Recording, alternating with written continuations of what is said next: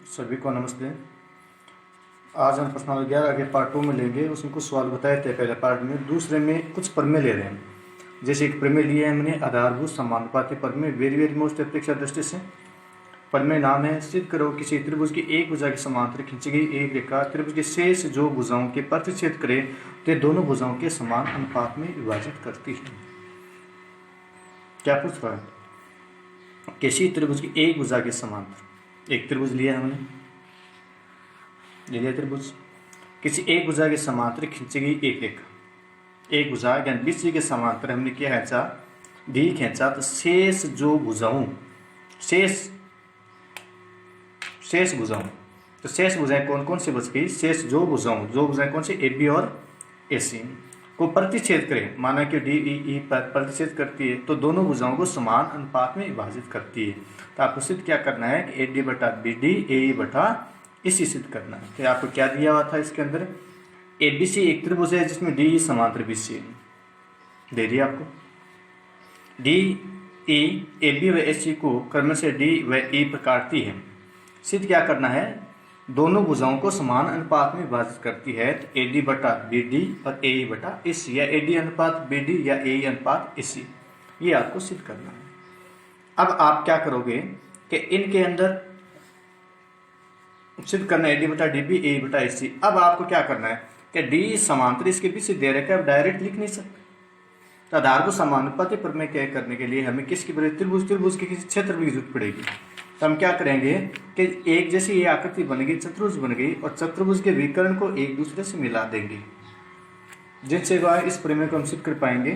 तो ये इसके पास रचना होगी। जब कोई भी आप प्रमेय सिद्ध करेंगे तो उसमें रचना होना जरूरी है। तो पहले हम क्या किया कि रचना क्या है, बी को ई से तथा सी को डी से मिलाया। अब आप जब क्या बन जाएगा, क्लास 9 में पढ़ा था प्रश्न 10 में कि जब दो रेखाएं समांतर उसके मध्य कोई दो त्रिभुज बनते हैं, जैसे एक आधार एक के समांतर का मध्य स्थित होता है, तो त्रिभुज के क्षेत्रफलों का बराबर होते हैं, क्षेत्रफल होते हैं जो, जैसे ये समांतर हो गया, आधार डी आ रहा है दोनों त्रिभुजों का, तो इसकी ऊंचाई, अब ऊंचाई आपको किस प्रकार डालनी है कि इसमें एक तरह से त्रिकोण त्रिभुज बन रहे हैं, तो ऊंचाई क्या आएगी? बाहर की तरफ आएगी। तो हमने क्या किया, ई से इस पर लंब डाला, ये ऊंचाई होगी ई एफ, और ये ऊंचाई किसकी हो जाएगी? इसकी ई जी ऊंचाई हो जाएगी। तो हमने क्या रचना क्या लिखेंगे? ई एफ लंब बी ए और डी जी लंब ए सी, आगे बढ़ा के डाल दिया उस पर लंब, इस पर लंब डाला। अब इसमें आपके पास जो त्रिभुजाकार आकृति बन गई है, तो एक बार तो त्रिभुज आकृति ये बन रही है, तो लंब किस पर देखो, ए बी ई, इसका लंब क्या है? ई एफ, और ए डी ई का लंब भी क्या है? ई एफ, इसका भी लंब ई एफ। इसी प्रकार इसके अंदर देखो, इसके अंदर लंब क्या हो गया? डीजी हो गया, और ए डी का भी लंब क्या हो गया? डीजी, यानी ए बी डी दोनों विभिन्न त्रिभुज हो गए। अब इसके अंदर उपपत्ति में लिया, तो पहले हमने लिया ई एफ लंब बी ए और डीजी लंब ए सी, क्रम से त्रिभुज ए डी तथा ए बी की ऊंचाई है, दोनों के है एक तरह से, दोनों त्रिभुजों की ऊंचाई है, इनकी भी ऊंचाई है ये और इनकी भी ऊंचाई है दोनों त्रिभुजों की, और ये ऊंचाई है तो इसकी मैंने लिखा नहीं है A D C, A D C लिख भी सकते हैं इसके अंदर, त्रिभुज ए डी सी की ऊंचाई है। अब आप इसका क्षेत्रफल की सहायता से लोगे अनुपात ज्ञात करने के लिए।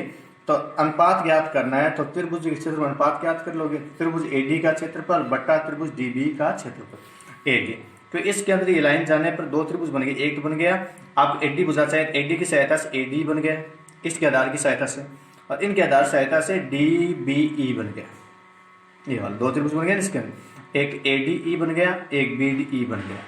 दोनों का क्षेत्रफल ज्ञात करेंगे तो क्षेत्रफल सूत्र 1/2 गुणा ए डी गुणा ए एफ बटा 1/2 गुणा बी डी गुणा ए।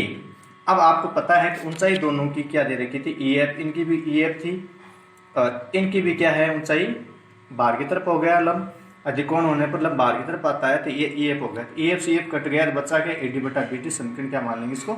एक। इसी प्रकार इस साइड के त्रिभुज का ए डी का क्षेत्रफल और इसकी सहायता इससे बन रहा है, तो ये इसका डी सी ई का क्षेत्रफल, ए डी का क्षेत्रफल बटा डी सी का क्षेत्र 1/2 गुणा ए ई गुणा डी जी।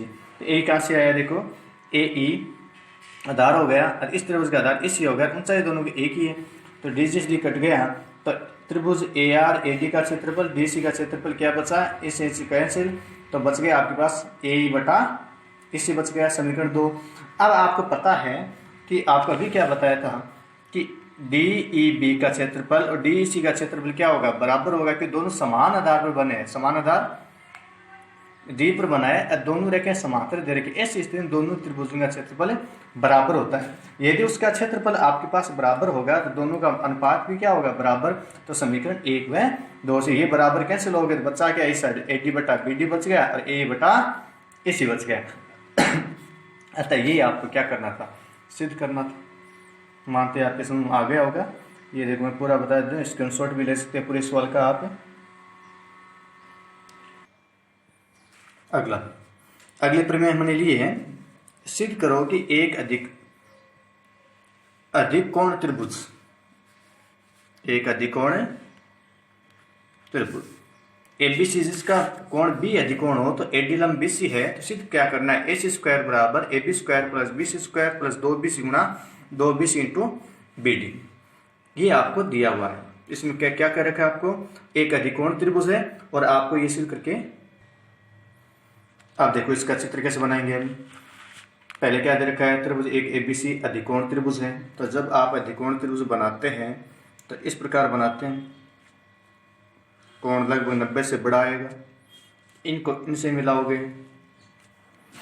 अब उसमें क्या कहा है आपको, अधिकोण तो एबीसी जिसका कोण बी अधिकोण है, एडी लंबे बीसी है, तो एडी लंब बीसी है, तो हमने इस त्रिभुज का जो नाम रखा है और ए बी और सी। अब एडी लंब ऐसे डालने से रहता है, अधिकोण त्रिभुज होने पर लंब क्या आता है, बाहर की तरफ, इसके नीचे वाले आधार को बढ़ाना पड़ता है। लंब डालने के लिए हमने क्या किया, डी तक बढ़ाया और इसमें लंब डाल दिया इस प्रकार। तो इस प्रकार आपके पास क्वेश्चन बन गया। तो अब आपने क्या किया, अभी दिया हुआ क्या है, त्रिभुज एबीसी अधिकोण त्रिभुज है जिसमें बी अधिकोण है और क्या दे रखा है आपको, एडी लंबे किस पर बता रखा है आपको, बीसी पर बताया हुआ है।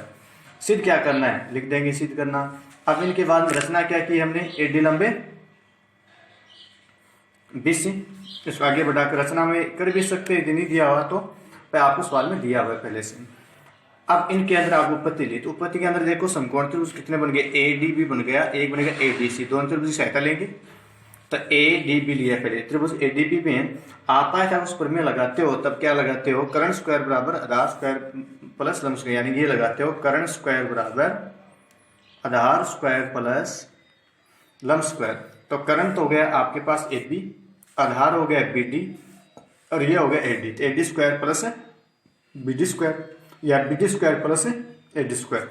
अब त्रिभुज लिया ADC, तो ADC जब त्रिभुज लिया तो ये सूत्र इसमें आ गया, AC स्क्वायर बराबर AD square plus DC square, AD और DC स्क्वायर। अब आपको क्वेश्चन के अंदर क्या था कि आपको AD कहीं जरूरत नहीं है तो दोनों घटाएंगे, और DC की जरूरत नहीं है, DC के स्थान की जरूरत है, BD और BC की जरूरत है।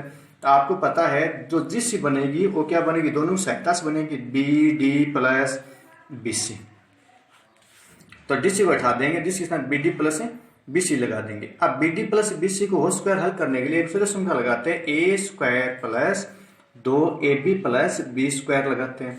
अब A का मान BD है तो BD का स्क्वायर 2AB 2 गुणा BD गुणा BC प्लस BC का स्क्वायर।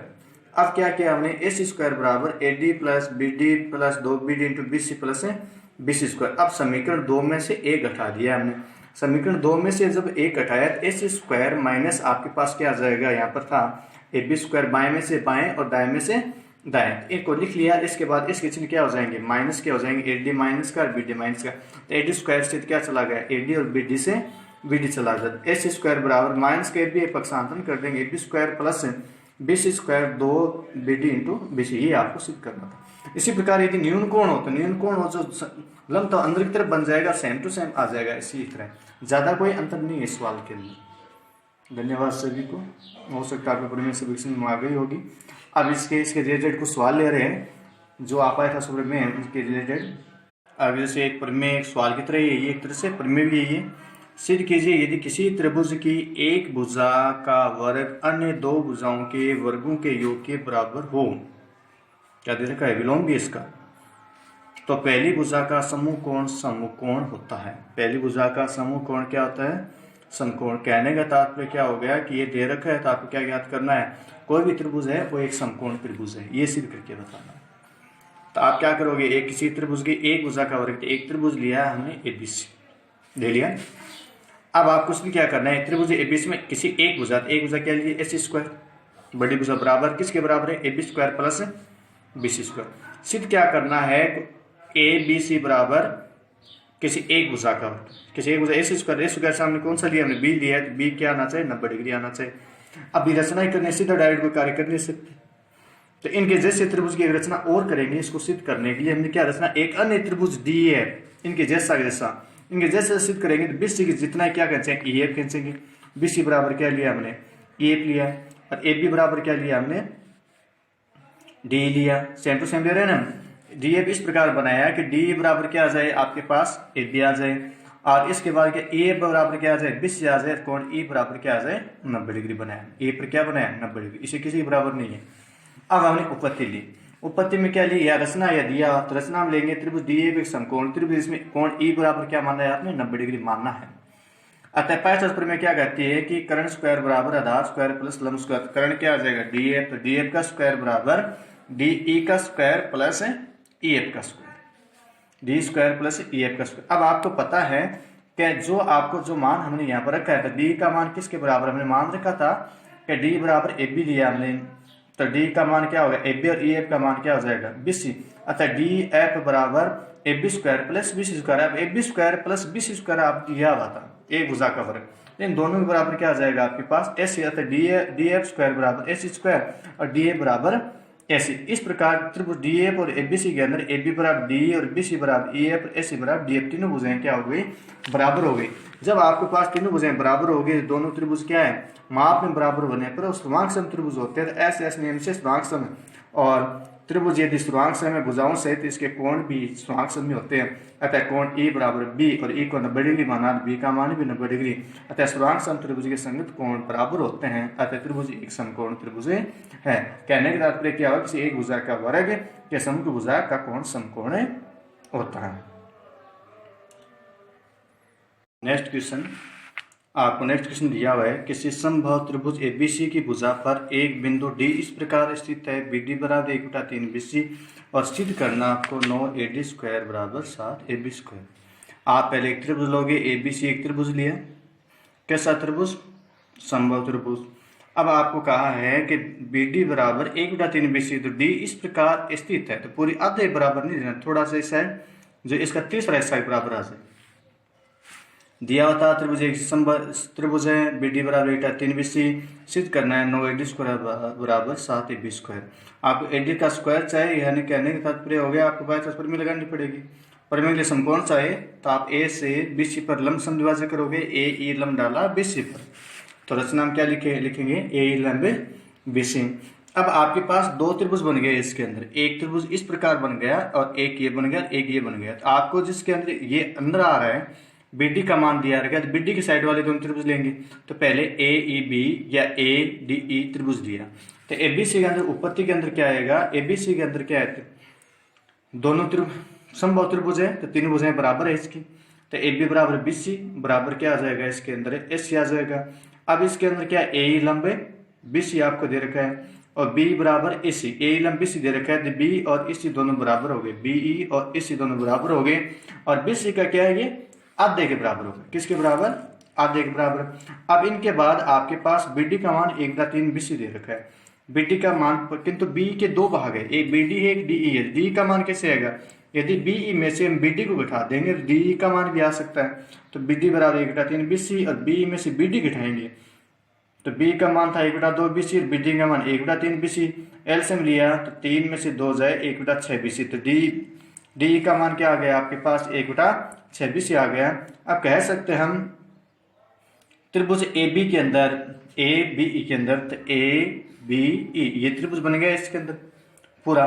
तो पाइथागोरस प्रमेय में AB स्क्वायर बराबर B square plus A square, A की हमें आवश्यकता नहीं है, इसका पक्षांतरण करेंगे तो B प्लस के साइड क्या हो गया माइनस का, तो कैसे लिख सकते हैं A स्क्वायर बराबर AB square minus B square. समीकरण क्या मान लेंगे, उसको 1 नंबर मान लेंगे। अब इसी प्रकार एक त्रिभुज और था इसके अंदर AED के अंदर जो आपके पास कर्ण बन गया AD स्क्वायर बराबर D स्क्वायर प्लस A का स्क्वायर। अब A का मान चाहे D प्लस का है तो माइनस का कर देंगे, तो इसको इस प्रकार लिख सकते हैं ए बराबर A D square minus D square. अब इसके बाद हम क्या करेंगे, दोनों ये भी ए ही है, ये भी क्या है आपके पास ए ही है, तो समीकरण 1 व 2 से, तो समीकरण 1 2 में लिखेंगे तो A B square minus B square बराबर A D square minus D square, क्योंकि ए की स्क्वायर के स्थान पर इसका मान प्रतिस्थापित कर दिया नीचे से। अब ए बी स्क्वायर बराबर माइनस बी को यानी इस साइड भेज दो, या ए बी स्क्वायर बराबर माइनस बी स्क्वायर माइनस का डी है प्लस हो गया बराबर ए डी स्क्वायर आपको सिद्ध करना है। अब ए बी का बी का मान था 1/2 बी सी, डी का मान था 1/6 बी सी, तो 1/2 के 1/2 से क्या 4 हो गया, और बी सी के स्थान पर हमने ए बी क्यों रख दिया, क्योंकि हमें ए बी सिद्ध करना है, नो ए बी स्क्वायर दे रखा है ना, तो ए बी सिद्ध करना है। तो ए बी सी दोनों बराबर है, अभी आपको लिखा था मैंने ए बी बराबर बी सी बराबर ए सी, तो दोनों बराबर है, तो ए बी स्क्वायर बटा 4 प्लस ए बी स्क्वायर बटा 36, एलसीएम लिया 36 आया, तो इनका 36 4 में 36, 36 का 36, सभी को हल करेंगे तो कितने बचेंगे, भी 28 बचेंगे, कितने बचेंगे 28 बटा 36, 36 बटा में बजगुणा कर दिया, 7 का भाग जा रहा है दोनों में, 728 और 4 में 36, अतः ही आपको सिद्ध करना था। इंपॉर्टेंट क्वेश्चन है पूरा एकदम। नेक्स्ट क्वेश्चन, नेक्स्ट एक इंपॉर्टेंट क्वेश्चन लिया, ये भी अच्छा क्वेश्चन है। एबीसी एक समकोण त्रिभुज है जिसका कोण बी बराबर 90 डिग्री है। माना कि डी और ई क्रमशः A B M B C पर दो बिंदु स्थित हैं। आपके दे रखा है सिद्ध क्या करना है, A square plus C D square बराबर A C square plus D square. आपको मान के बताया है कि ऐसा एक मानो कि डी और ई क्रमशः A B M B C और दो बिंदु स्थित हैं। आपने एक त्रिभुज लिया है पहले, ए बी सी एक समकोण त्रिभुज है जिससे बी बराबर क्या है 90 डिग्री है। अब दो बिंदु क्या है आपके पास, डी ई है। एक बार चित्र और बना सकता हूं, देखो इसको दोबारा ध्यान से देखिए। ये हमने चित्र लिया A B C, A B और सी। बाद में मानो कि डी और ई क्रमशः ए बी और बी सी, ए बी पर एक बिंदु स्थित है डी और इस पर ई, बाद में दोनों को मिला देंगे। क्यों मिलाया है इसने, आपको क्या चाहिए, ए का स्क्वायर चाहिए। ए का स्क्वायर कब आएगा, जब इस को इनसे मिलाएंगे। बाद सी डी का स्क्वायर चाहिए तो सी डी को सी डी से मिलाएंगे। अब आपके पास जो आकृति बन गई इस प्रकार बन गई, और बहुत सारे इसके समकोण त्रिभुज बन गए। एक ये बन गया, एक ये बन गया, एक ये बन गया, एक ये बन गया, 4-5 बन गया ना। अब जो जो आवश्यकता हो ले लो, पहले दिया हुआ त्रिभुज ए बी सी एक समकोण त्रिभुज बी बराबर 90 डिग्री, सिर्फ क्या करना है, A square plus C D A C square plus D का स्क्वायर। अब आप उपपत्ति में तो जो जो त्रिभुज पहले ए का त्रिभुज देते हैं, देखते हैं तो ए वाला ये वाला है समकोण त्रिभुज हो गया ना ए बी, ए स्क्वायर बराबर A B square plus B square, A B का स्क्वायर बी का स्क्वायर, समीकरण संख्या 1। अब आपको प्लस में क्या चाहिए, सी डी चाहिए, तो सी डी वाला ये वाला त्रिभुज हो गया डी बी सी, तो डी बी सी से। अब इसके अंदर सी डी बराबर B C square plus B D square, दोनों क्या करना है, जुड़ा हुआ है, तो समीकरण 1 और 2 को जोड़ने पर तो A square plus C D square बराबर A B square plus B square plus B C square plus B D square, इन दोनों में जोड़ दिया। अब ए स्क्वायर बाएं पक्ष तो आ गया। अब देखो, अब आपको पता है बहुत सारे त्रिभुज और दे रखे इसके अंदर, देखो कैसे, देखो एक त्रिभुज ये भी था आपके पास एसी वाला, तो इनको ऐसे लिख सकते हैं ना, एसी वाला, तो ए सी स्क्वायर बराबर ये वाला, तो ये किसके बराबर हो गया, A B square plus B C square हो गया ना। और एक त्रिभुज और बच गया था इसके अंदर, छोटा सा डी ई का स्क्वायर वाला बच गया था, ये वाला त्रिभुज। तो त्रिभुज बी डी ई के अंदर क्या था, डी ई का स्क्वायर बराबर देखो बी ई का स्क्वायर प्लस बी डी का स्क्वायर। अब इन दोनों के अंदर आ रही है, देखो ए बी के साथ क्या बना, मिला दिया, बी सी मिला दिया, बी के साथ डी बी डी बना दिया, A B square plus B square बराबर क्या हो गया, ए सी स्क्वायर, इन दोनों के बराबर क्या हो गया, डी स्क्वायर। ये आपको सिद्ध करना था। धन्यवाद सभी को, वीडियो पूरा अंत तक देखे सभी को धन्यवाद। मोस्ट क्वेश्चन हो गए। अब आगे जो हमें स्टार्ट करेंगे प्रश्नावली 12 के पद में, और सवाल एक एक तरीके से बताएं।